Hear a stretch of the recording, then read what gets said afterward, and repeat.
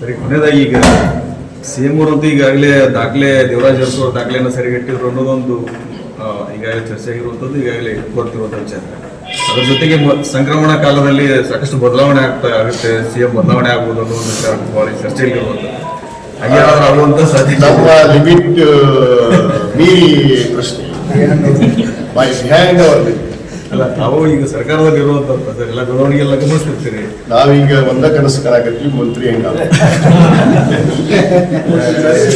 ಸರ್ಕಾರ ಹೈಕಮಾಂಡ್ ಇದಾರೆ ನಮ್ಮ ನಾಯಕರು. ಅಲ್ಲ, ಮಂತ್ರಿ ಕನಸ್ಕೊಂಡಾಯ್ತ್ರಿ, ಇದೇ CM ಅವ್ರ ಮಂತ್ರಿ ಸಂಪುಟದಲ್ಲಿ ಮಂತ್ರಿ ಆಗಿರ್ತಿರೋ ಬೆಂಗಳೂರಲ್ಲಿ DKC ಅವರು ಸಾಧ್ಯತೆ ಅದು ನನಗೆ ಅದು ನಮ್ಮ ವರಿಷ್ಠರಿಗೆ ಅಷ್ಟೇ. ಏನು ಅವ್ರು ನಿರ್ಣಯ ಮಾಡ್ತಾರೆ ಅವ್ರಿಗೆ ಬಿಟ್ಟಂತೆ. ಯಾವ್ದು ಕೊಟ್ಟರು ನಿಭಾಯಿಸೋ ಶಕ್ತಿ ಐತಿ, ಆ ಅನುಭವ ಐತಿ. ಆ ಅನುಭವದ ಕುಟುಂಬದಲ್ಲಿ ಜನಿಸಿದ್ದೀನಿ, ನನಗೆ ಅದು ನಿಭಾಯಿಸ್ತಿದ್ದು ನನ್ನ ಆತ್ಮವಿಶ್ವಾಸ ಕನಸಿನ ಖಾತೆ ಐತೆ. ಅಲ್ಲಿ ನಮ್ಮ ಮುಖ್ಯಮಂತ್ರಿ ಅಲ್ಲ, ಸಂಕ್ರಮಣ ಅನ್ನೋದು ಒಟ್ಟ ಕಾಂಗ್ರೆಸ್ನಲ್ಲಿ ಯಾವುದೇ ರೀತಿ ಗೊಂದಲಗಳು ಗಲಾಟೆಗಳು ಇಲ್ಲದೆ ಸಹಜವಾಗಿ ಹೋಗುತ್ತಂತ ಅನ್ಸುತ್ತೆ. ಮತ್ತಷ್ಟು ಬಯಸಾಗಿರ್ತಾಳ್ರಿ, ಮತ್ತೆ 28ಕ್ಕೆ ನಾವು ಅಧಿಕಾರಕ್ಕೆ ಬರ್ತೀವಿ.